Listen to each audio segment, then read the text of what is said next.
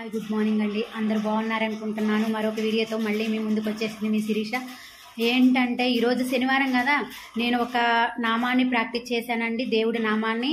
అదేంటంటే మీ అందరు కూడా ప్రాక్టీస్ చేయండి నాతో పాటు. ఓకే, స్టార్ట్ చేస్తున్నాను. 1 2 3 స్టార్ట్. ఓం